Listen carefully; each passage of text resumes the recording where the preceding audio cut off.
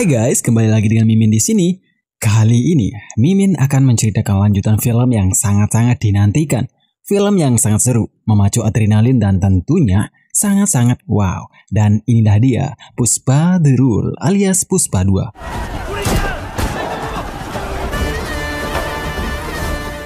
Di part sebelumnya, bagaimana Puspa dikisahkan sebagai pemuda miskin, punya mimpi dan tekad besar. Tekad serta nekatnya membawa Puspa menjadi ketua gangster, ketua sindiket kaya raya dan sangat disegani. Tanpa berlama-lama, kita langsung saja cek lanjutan alur cerita filmnya. Yo, let's go!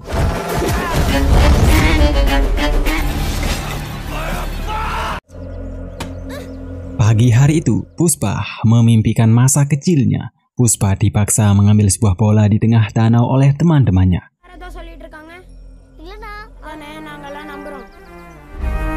Puspa belum bisa berenang. Puspa tenggelam.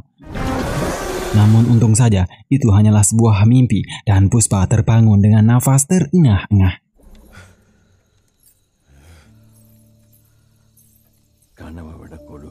Sementara di tempat berbeda, terlihat Sriniva CS yang tak lain anak buah Puspa tampak siap-siap menuju hutan untuk menebang kayu cendana merah.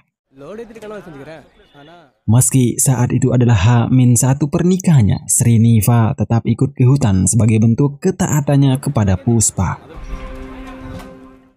Dan terlihat juga saat itu, Inspektur Banwar Singh sekawat melakukan penyamaran dan ikut ke dalam rombongan Sriniva, yang tujuannya tak lain adalah mengungkap sindiket Puspa.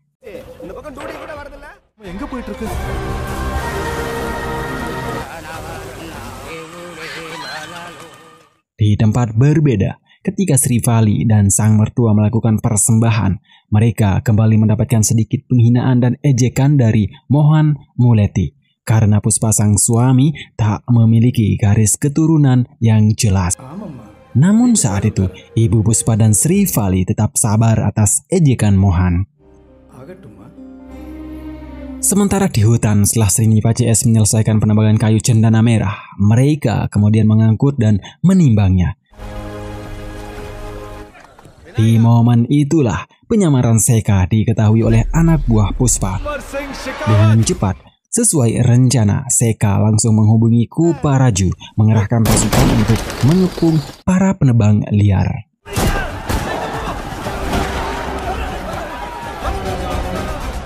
Malam harinya, ayah Sriniva gundah gulana karena pihak mempelai wanita sudah siap ijab kabul di rumahnya. Sedangkan Sriniva tak kunjung pulang. Puspa yang mendapatkan kabar Sriniva disergap anggota langsung menuju kantor polisi untuk membebaskannya. Sesampainya di sana, Puspa bertemu dengan Pak Poneha, petugas piket malam.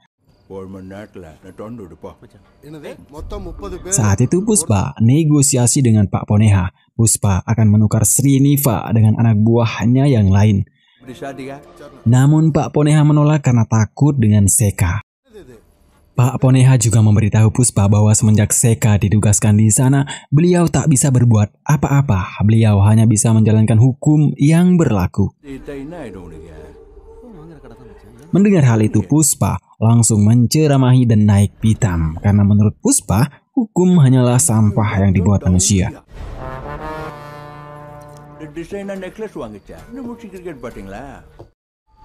Takut dengan gertakan Puspa, salah satu anggota langsung membuka pintu jeruji.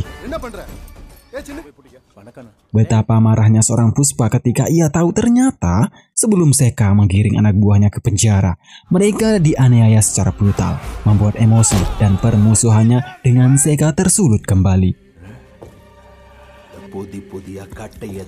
Beberapa menit kemudian, Seka dan Kapuraji tiba di kantor. Namun mereka dibuat terkejut karena kantornya sudah dalam keadaan kosong dan sepi, seperti kuburan. Hanya satu penjaga yang tersisa. Penjaga itu pun menceritakan bahwa semua anggota mengundurkan diri. Puspa membeli semua anggota. Puspa memberikan 10 kali lipat dari gaji, tunjangan, dan uang pensiunan mereka. Tak cuman itu, sebagai ucapan selamat datang, Puspa menitipkan segelas minuman untuk Seka. Setelah mendengar cerita dari penjaga itu, Kapuraji terkesan akan kejujuran dari penjaga tersebut. Pak Kapuraju akan mempromosikannya. Namun tak disangka, ternyata penjaga itu juga sudah mengambil bagian dari Puspa dan menyerahkan surat pengunduran diri. Mendengar dan melihat hal itu, Inspektur Banwar Singh Shekhawat hanya bisa geleng kepala. Sementara itu Puspa CS langsung berpesta ria di pernikahan.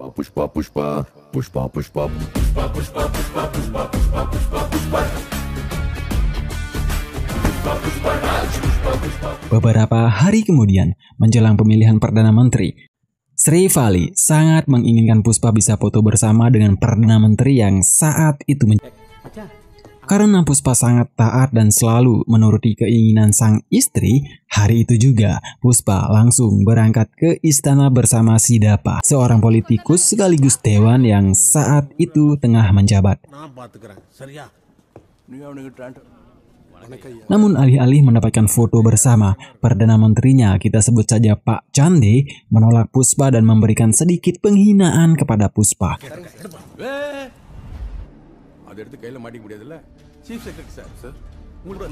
Bahkan saat itu, Puspa disuruh keluar oleh Pak Chande. Beberapa menit kemudian, setelah Sidapa melangsungkan pembicaraan dengan Pak Chande, Puspa langsung menyuruh Sidapa maju sebagai Perdana Menteri melawan Pak Chande. Sidapa pun sangat terkejut karena menjadi seorang Perdana Menteri membutuhkan biaya minimal 200 miliar dan hal itu juga sangat mustahil bagi Sidapa karena ia masih satu partai dengan Pak Chande. Puspa tak peduli, Puspa siap membayar pimpinan partainya 1 triliun. Wow.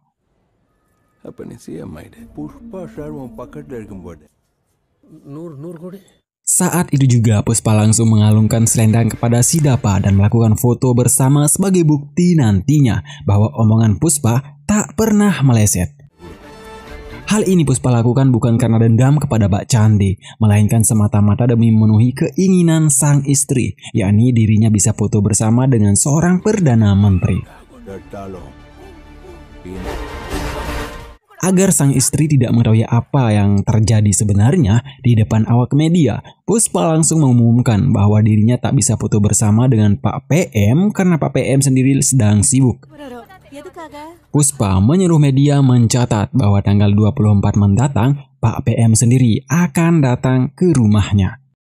Sri Vali yang menyaksikan lewat TV sangat senang dan Sri Vali langsung mencatat tanggal kedatangan Pak PM nanti di rumahnya di Beberapa hari kemudian, Sidapa langsung ke Delhi untuk menyampaikan niatnya menjadi PM di hadapan pimpinan partainya. Pratap Reddy yang saat itu sebagai pimpinan partai. Namun Puspa sudah merencanakan permainan yang sangat brilian.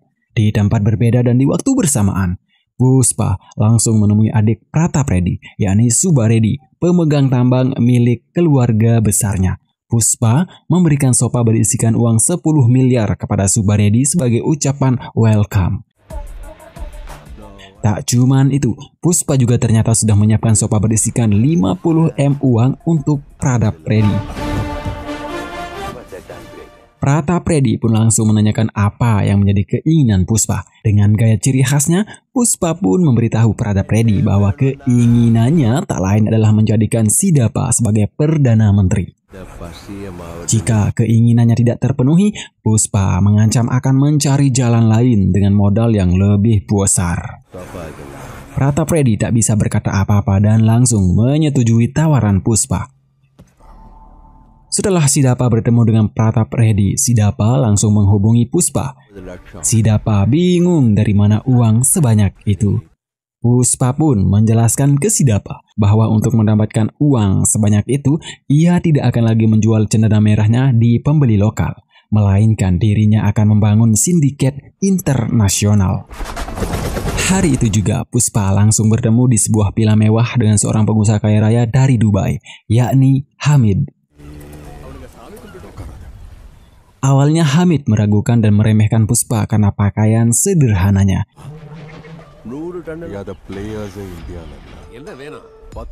Tapi setelah Hamid menghubungi para mafia di India, Hamid baru tahu ternyata Puspa adalah ketuanya, ketua sindiket. Saat itu juga Hamid langsung menyetujui kerjasamanya dengan Puspa. Hamid meminta Puspa mengirimkannya kayu cendana merah sebanyak 2.000 ton dengan harga 10 triliun. Tanpa basa-basi, Puspa pun menyepakati deal-dealannya. Dan saat itu pula, Hamid baru tahu helikopter yang ia gunakan ternyata milik Puspa Rajwa.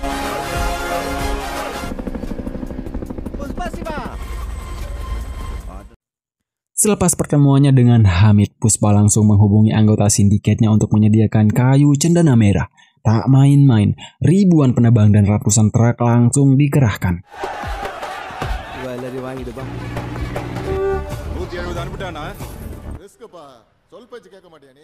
Beberapa hari kemudian, Daksa istri Srinu, musuh lama Puspa yang merupakan seorang mafia juga, datang menemui Inspektur Banwar Singh. Daksa menemui Seka tak lain untuk bekerja sama menghentikan rencana Puspa sekaligus ingin balas dendam atas kematian putranya di tangan Puspa beberapa waktu yang lalu. Daksa menceritakan Seka bahwa beberapa hari belakangan ini pasukan Puspa sudah menyiapkan ribuan ton kayu cendana merah untuk dikirim ke luar negeri.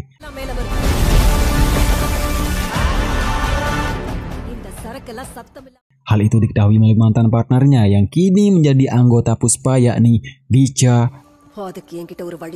Daksa meminta Seka menangkap Bicha Reddy dan menggertaknya, sedangkan ia dan suaminya akan mengurus yang lain. Malam itu juga, Inspektur Banwar Singh, Sekawat dan pasukan langsung memblokade sebuah jembatan, jalan yang biasa ditempuh para mafia membawa kayu cendana merah dari hutan. Beberapa saat kemudian, truk pengangkut kayu Bicha Reddy tiba. Semua anggota langsung mengepung dan menyiram semua truk dengan bensin. Bicha Reddy yang mengawal barang tersebut langsung adu mulut dengan Seka. Bicha Reddy juga memberitahu Seka bahwa barang yang dibawanya adalah milik Puspa bernilai 60 miliar rupiah. Mengetahui hal itu, mungkin karena dendam, Inspektur Banwar Singh Sekawat langsung melepaskan tembakan ke arah truk menyebabkan semua kayu yang dibawa Bicha Reddy hangus terbakar. Bicha Reddy berusaha menghalangi Banwar Singh Sekawat, tapi ia tak bisa berbuat apa-apa setelah Seka menodongkan pistol dan diancam akan dijatuhkan ke dasar jurang.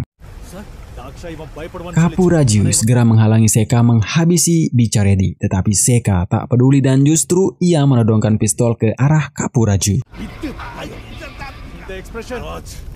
Saat itu, agar dirinya ditakuti oleh anggota-anggota Puspa, Seka langsung menjatuhkan Bicha Reddy ke dasar jurang hingga tewas. Daksa dan Srinu yang hadir saat peristiwa itu sangat menyayangkan tindakan Seka yang sampai menghabisi Bicha Reddy. Karena sebelumnya Daksa menyuruh Seka menangkap dan mengancamnya saja. Di hari pemakaman Bicha Reddy, semua gangster dan para sindiket turut berduka cita. Bahkan saat itu, Pak Sidapa pun turut hadir. Di momen itu, Srinu dan seletingannya menyalahkan keputusan Sidapa yang telah menunjuk Puspa sebagai ketua sindiket. Karena semenjak Puspa memegang kendali, banyak anggota sindiket yang tewas. Sidapa hanya diam, ia tak bisa berkomentar sebelum mengetahui kebenarannya. Beranjak dari pemakaman, Sidapa langsung memanggil Inspektur Banwar Singh Sekawat. Di depan Sidapa, Seka dan Kapuraji memutarbalikkan fakta bahwa Bicha Reddy sendiri yang menjatuhkan dirinya ke dasar jurang. Sidapa tak percaya dan menyuruh Seka dan Kapuraji menghentikan aktingnya.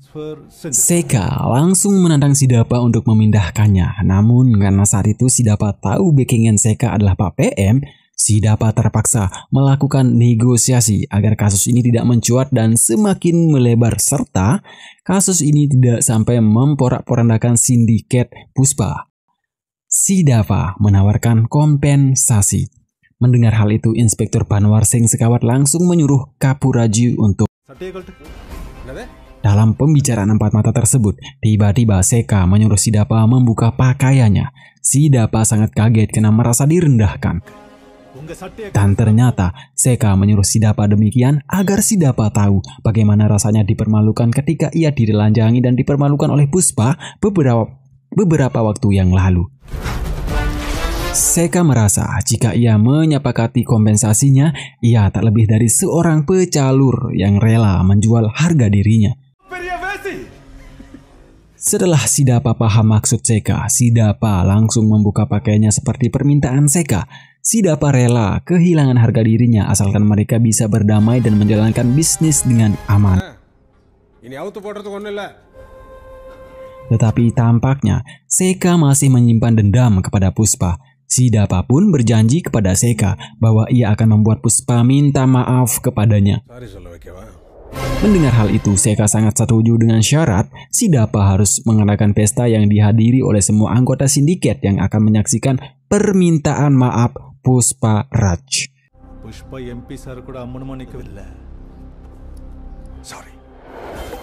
Malam itu juga Sidapa langsung mengadakan pesta yang dihadiri oleh para gangster dan para mafia.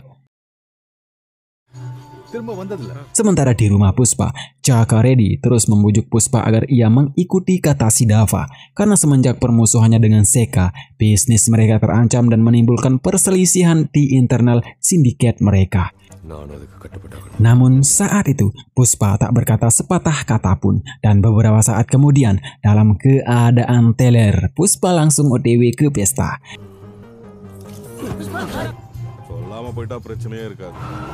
Dengan langkah lemah gemulai, Puspa langsung duduk berhadapan dengan Seka disaksikan para mafia.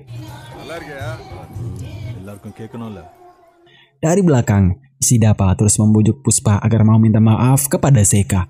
Namun Puspa terus terdiam, bahkan saat itu saking telernya serta suasana begitu hening, Puspa sampai tertidur guys. Dan pada akhirnya setelah para saksi menunggu, kata maaf yang dinantikan dari mulut Puspa keluar. Maaf. Mendengar hal itu, Seka sangat senang dan tidak menyangka Puspa bakalan minta maaf kepadanya. Sedangkan Puspa langsung cabut dari lokasi.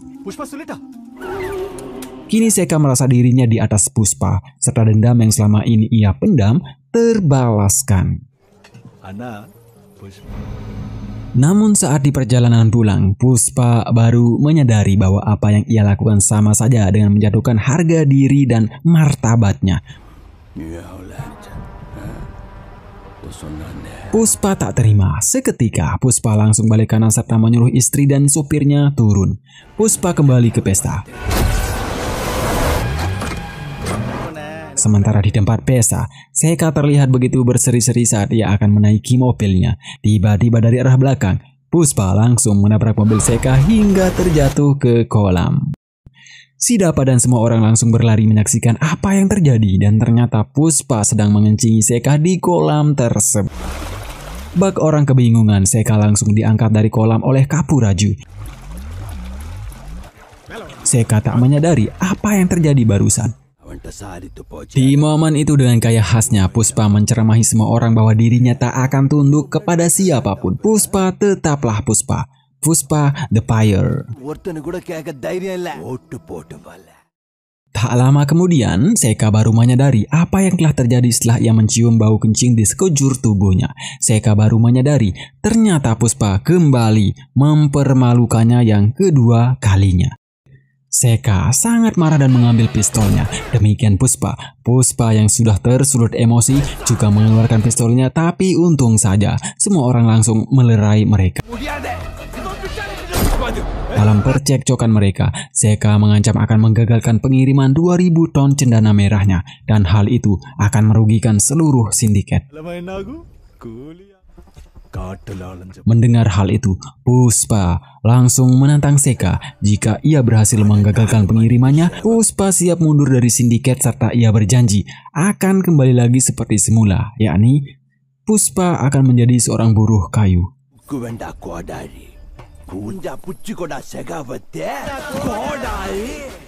Keesokan malam harinya, Seka dan seluruh anggota langsung memblokade jalan yang akan ditempuh oleh anak buah Puspa. Namun setelah sekian lama menunggu, tak ada tanda-tanda truk melintas. Hingga akhirnya Seka sadar ketika ia melempari sebuah botol ke sungai. Suara pecahan botol itu terdengar hingga ke atas. Seka langsung menengok ke bawah dan ternyata air sungai kering kerontang. Dan faktanya guys, anak buah Puspa membawa ribuan ton barangnya lewat sungai tersebut. Di samping Puspa memandu anak buahnya melewati rute, Seka dan seluruh anggota langsung gerak cepat membentuk tim untuk menghalangi mereka. Puspa yang sudah tahu bakalan ini terjadi langsung memainkan rencananya. Puspa mengerahkan pasukan yang lain, yakni beberapa ekor gajah dan sebuah tronton untuk menghalangi anak buah Seka. Tak cuman itu, setelah anak buahnya mendekati darat, Puspa kemudian menghubungi petugas irigasi untuk membuka saluran bendungan. Dan hasilnya, beberapa anak buah Seka yang mengejar dari belakang terseret arus.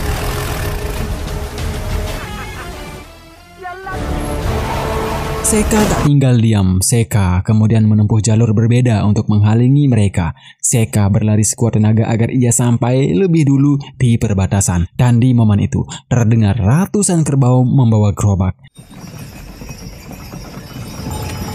Seka kemudian memanfaatkan momen. Seka menyuruh orang yang membawa gerobak berhenti untuk memblok jalan. Anak buah Puspa yang melihat Seka sudah berdiri membosotkan di depan mereka kemudian menghubungi Puspa. Dan mau tidak mau, saat itu Puspa menyuruh mereka semua lari meninggalkan ribuan ton barangnya.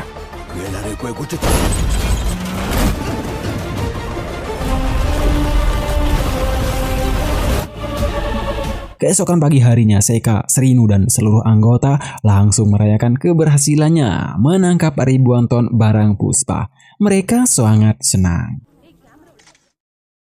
Pagi itu juga dengan gagahnya, Seka mengundang para awak media untuk merilis. Namun di satu sisi, Srinu yang sudah lama bergelut di bidang perkayuan mengendus ada sesuatu yang janggal dengan kayu-kayu tersebut. Srinu langsung memanggil Seka dan menyuruh Seka membelah kayu tangkapannya. Dan faktanya, kayu tersebut bukanlah kayu cendana merah, melainkan kayu kapuk randu yang dicat warna merah. Mengetahui hal itu, Seka sangat marah. Seka kebingungan. Tak lama kemudian terdengar suara kelinting ratusan kerbau. Seka langsung keluar melihatnya dan di saat itulah Seka baru sadar ketika Seka mengecek salah satu gerobak yang disita oleh anggotanya. Ternyata ratusan gerobak yang dibawa kerbau-kerbau itu adalah kayu cendana merah yang asli. Puspa mendesainnya sedemikian rupa agar tidak terdeteksi. Sedangkan kayu yang dibawa oleh ratusan truk tersebut hanyalah pengalihan untuk mengelabui Seka. Dan Puspa berhasil membungkam Inspektur Banwar Singh sekawat.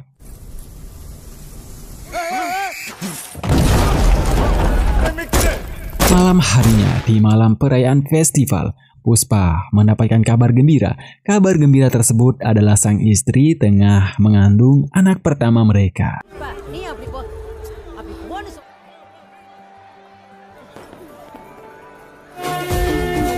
Singkat cerita, dalam perayaan malam itu, tiba-tiba segerombolan gangster datang membuat onar. Para gangster menyamar menjadi wanita untuk mencopet serabi para gadis. Puspa yang berada di TKP langsung turun tangan menghantam mereka hingga babak belur.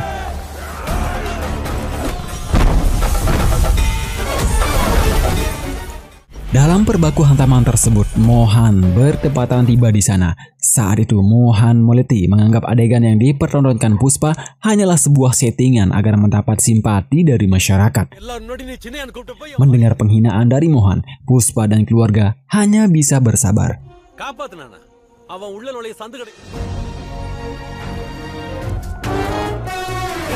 Berlanjut di istana Pak Candi guys. Siang itu Srinu dan sekawat datang menemui Pak Candi untuk memberitahunya bahwa Sidapa telah diusung oleh Puspa melawannya memperebutkan kursi Perdana Menteri. Awalnya Pak Candi tak percaya karena Sidapa adalah bestinya. Tapi setelah Seka membocorkan deal-dealan Puspa dengan Pratap Reddy, Pak Candi terdiam. Dan jalan satu-satunya untuk menghentikan Puspa adalah dengan cara membatalkan transaksinya dengan Hamid. Hari itu juga, Inspektur Banwar Singh Sekawat dan para anggota langsung menyisiri pelabuhan untuk mencari kayu cendana merah yang akan dikirim ke Sri Lanka. Awalnya para anggota tak menemukan apa-apa di dalam kapal, tetapi setelah Sekawat menyelam ke dalam air, Seka melihat ratusan gerobak cendana merah diikat di sana. Mengetahui hal itu, semua awak kapal anak buah Puspa langsung menghidupkan mesin dan tancap gas. Seka berusaha mengejar kapal-kapal yang membawa ratusan gerobak, tetapi sayang, langkah Seka terhenti karena kapal-kapal tersebut sudah melewati perbatasan duluan. Seka tak bisa mengejar karena Seka harus punya izin terlebih dahulu untuk memasuki wilayah Sri Lanka.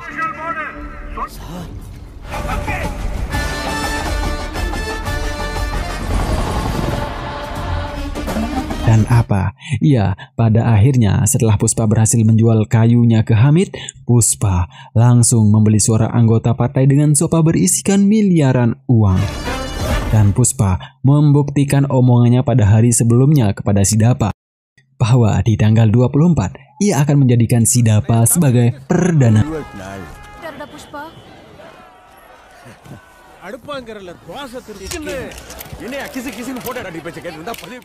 Sedangkan Inspektur Banwar Singh Sekawat guys bundir di dalam kobaran kayu yang disitanya karena tak tahan harga dirinya diinjak-injak Puspa. Ending yang mengenaskan.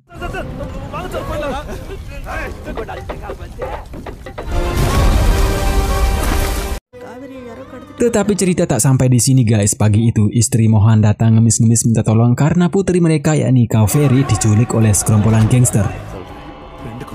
Dan gangster tersebut meminta tebusan kepada Mohan Muleti. Ibu Puspa terus membujuk Puspa agar ia mau menolong Mohan karena mungkin lewat ini Mohan bisa dibukakan pintu hatinya. Puspa hanya diam dan mengunci kamarnya dan tiba-tiba Puspa keluar membawa senjata andalannya.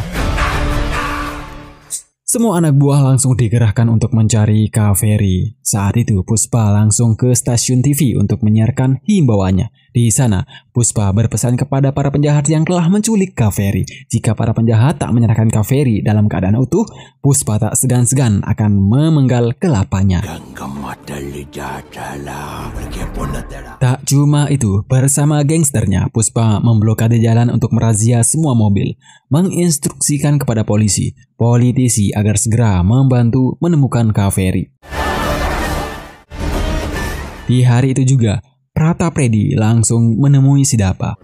Yang ternyata guys, Pratapredi sudah menduga bahwa Kaveri diculik oleh keponakannya, yakni Buga Reddy, anak dari Subba Reddy, pewaris tunggal keluarga mereka. Sidapa langsung menghubungi Puspa agar Puspa segera mencabut laporan serta menghentikan pencariannya demi posisi mereka saat ini.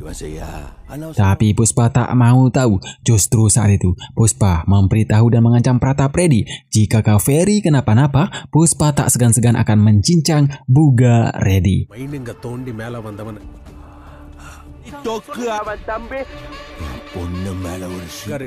Untuk menghentikan langkah brutal Puspa, Sidapa segera memanggil Subba Reddy untuk menemukan Buga terlebih dahulu.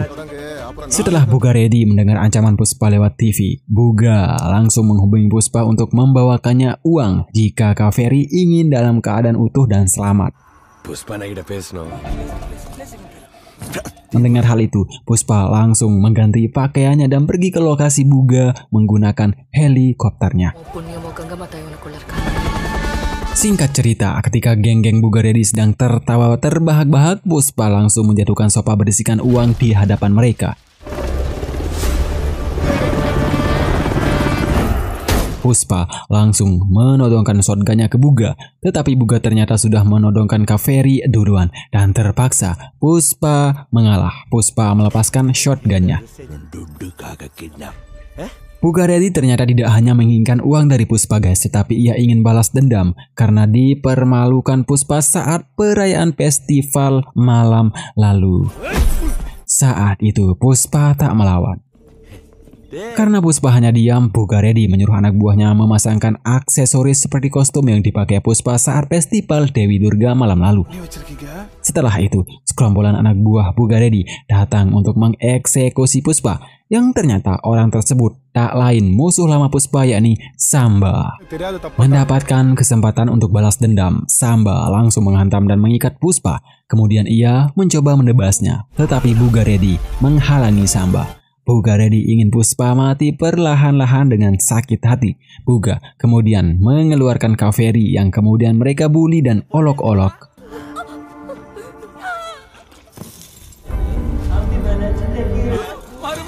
Puspa yang menyaksikan hal itu tentu tak tega, tapi ia tak bisa berbuat apa-apa. Dan ketika sari yang dipakai Kaveri ingin dibuka oleh anak buah Buga, kekuatan Puspa bersatu padu dan boom!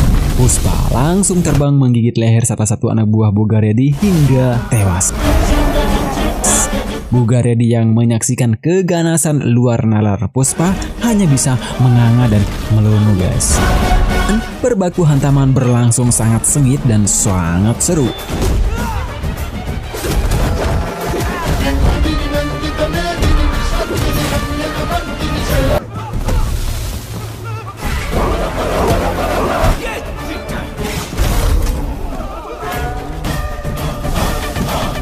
Di satu sisi, untuk menghentikan amukan Puspa terhadap Bugaredi, si Dapa menyuruh Kesap menuju ke lokasi untuk melerai Puspa. Tapi hal itu tak berlaku bagi Puspa. Puspa tak peduli. Puspa menghabisi seluruh anak buah Bugaredi serta Bugaredi dengan Trisula. Subaredi yang menyaksikan putra satu-satunya tewas tertancap Trisula hanya bisa menangis dan mengaum. Subaredi kemudian menodongkan pistol ke arah Kaveri dan mengancamnya. Puspa tak tinggal diam. Puspa langsung melempari Suba dengan Trisula tersebut dan Suba tewas tertancap di tembok, guys. Pratapredi tak bisa berbuat apa-apa. Pratapredi hanya bisa memendam emosi serta dendamnya kepada Puspa. Bersambung, guys. Pada akhirnya, setelah melihat perjuangan dan pengorbanan Puspa menyelamatkan Kaveri putrinya, Mohan Sri Mulyati pun sadar dan dibukakan pintu hatinya. Mohan akhirnya jujur dan mengakui yang selama ini ia sembunyikan, guys, bahwa Puspa adalah garis keturunannya. Puspa adalah adik kandungnya. Ending yang mengharukan.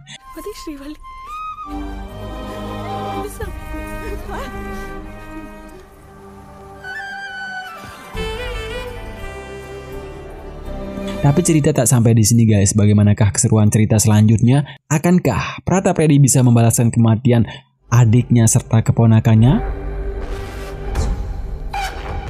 Dan ceritanya, guys, di cuplikan Puspa 3, bisnis kayu cendana merah Puspa berhasil menembus Jepang. Dan tentunya Puspa akan berhadapan dengan Yakuza ganas di Jepang. Oh, wow. Kita tunggu saja, guys. Bye-bye. Thank you.